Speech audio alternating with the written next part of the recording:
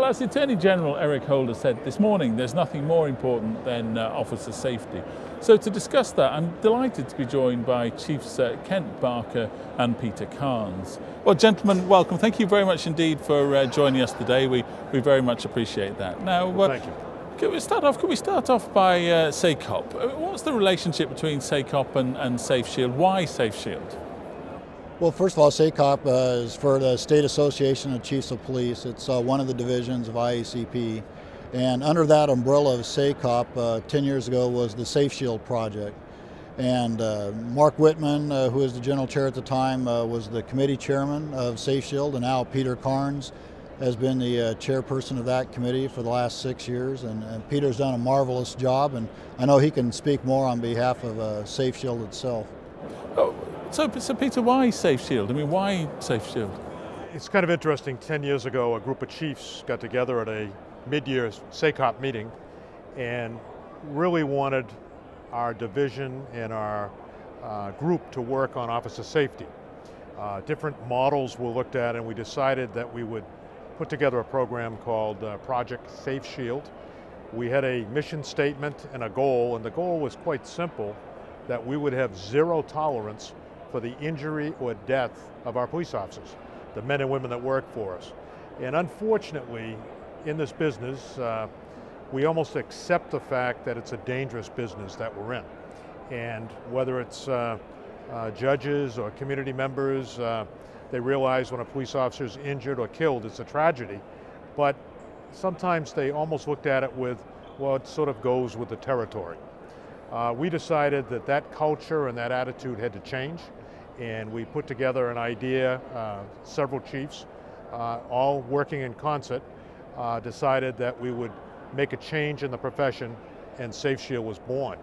In 10 years, we've had a great deal of success, and that success has included the first time ever of recognizing the number of work days that are lost by the men and women that work for us when they're out injured. We've looked at the economic cost of officer replacement.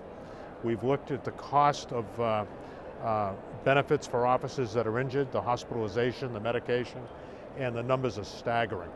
So it makes good common sense for all of us to be involved in safety. We networked with vendors who provide us equipment and things, and we said, hey, look, we want to change the culture. So that's what we did. The progress has included some federal funding, and the federal funding has come from the Bureau of Justice Administration, and they funded our surveys. We recently, over the past year, have partnered with Northwestern University here with a Center for the Prevention of Violence Against Police Officers. And in doing that, we now have academians looking at numbers. We have all of our chiefs reading in Police Chief Magazine articles on police safety. We've looked at supervision of police officers, realizing that men and women that supervise the police officers that work for us do have a responsibility to supervise the practices that are on the street, making sure they're safe. But it's okay, isn't it? I mean, that's all great progress, as you say, but you're measuring where we are. But surely the critical fact here is to prevent injuries and deaths. I think before we can get into the prevention, I think we have to know what is happening. So the research tool that we've used, we reached out to 4 regions of the country. We reached out to municipal police departments. We reached out to state police organizations, and we looked at different policing environments. We looked at the southern states where it's very hot. We looked at the northern states where it's very cold. We looked at simple injury causes like foot chases, foot pursuits, training accidents when people are engaged in self-defense training. We looked at motor vehicles, we looked at pursuits, we looked at the illumination of the police car when it's on a traffic stop, and we now have real numbers that show us when the accidents happen, the day of the week the accidents happen, the hour of the day they happen, and the frequency of it happening. Now what this gives us an opportunity to do is go back into our policing environment as administrators and think about our training. We can think about our policies and our procedures that we follow, and now we can say to our men and women, look, we're applying the best practices to what you do every day to keep you safe. Okay, my final question is, what next? Where can we take it from here to actually achieve that zero tolerance? Well, I know you've got all kinds of ideas, but I just know that one of the things that we just recently did is we passed a resolution. The IACP Executive Committee passed a resolution recommending that mandatory vest wearing, so that every officer who's issued a vest, that they're mandated to wear those vests, because we know that vests save lives.